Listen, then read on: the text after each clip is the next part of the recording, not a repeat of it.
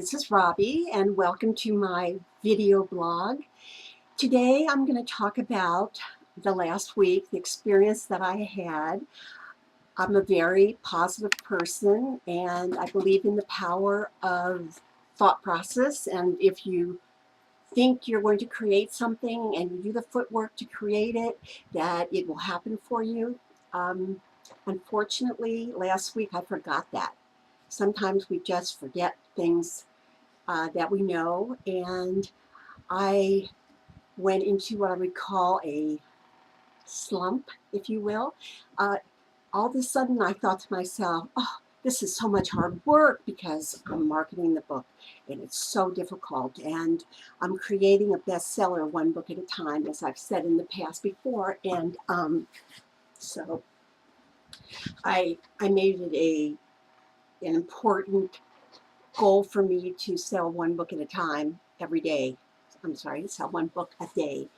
And I had a couple days there where I didn't sell that one book a day, and so I didn't realize how much that was going to affect me.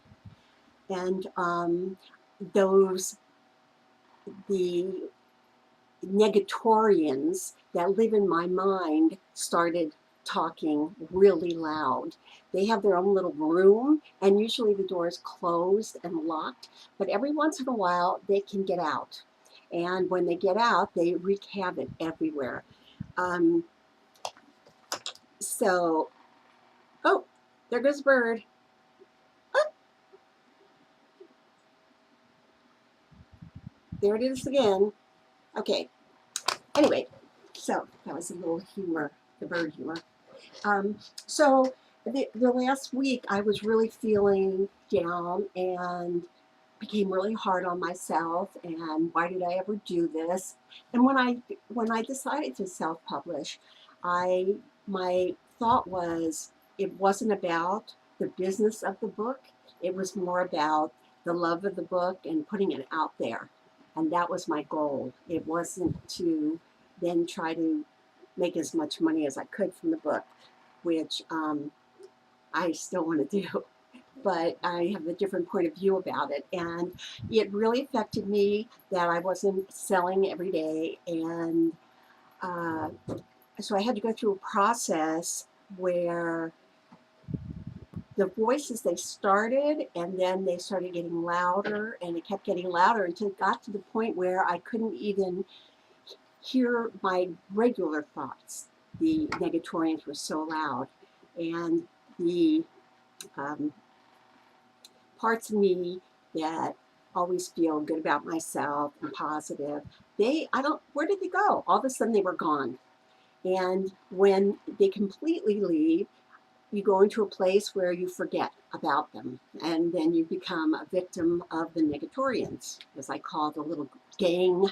They're gangstas, the gangstas that live in my mind that for no reason just show up, wreak havoc, and then take their leave. So I went through that, and finally, after a lot of medication, finally I realized that that it wasn't about the business of the book.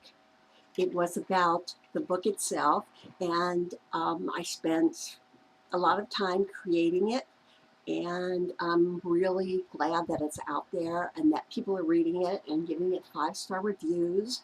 And I really still believe that I'm creating a bestseller one book at a time. Um, it's just that I don't have to sell one book every single day. That's the freedom that I've given myself. Oh, look, another bird. Oh, oh, there it is. Whoops, wrong way. That's a reference because last time I spoke, I said that a bird could go by, but a bird didn't. And so I thought I would have a bird go by today. So I thought I would read a little bit of my poetry from a book that I wrote a while ago called Unstrung Heart. And you know that you've made it when your name is bigger than the title. The first book that I ever wrote, oh, I should have had a copy right here, but the name is really big, and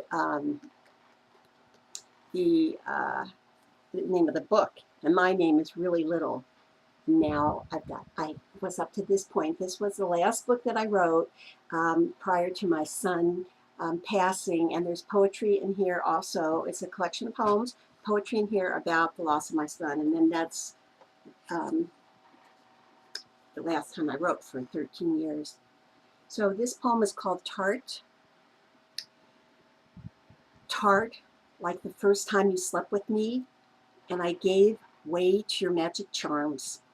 Snakes slithered somewhere across the room. I didn't care, didn't see them.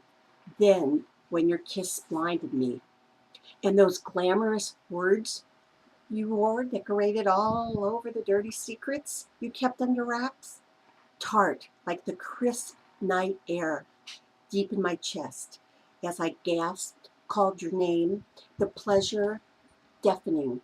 Couldn't hear the rattle of the tales warning me, beware, snakes all over the floor. I'm going to have to start this over. So.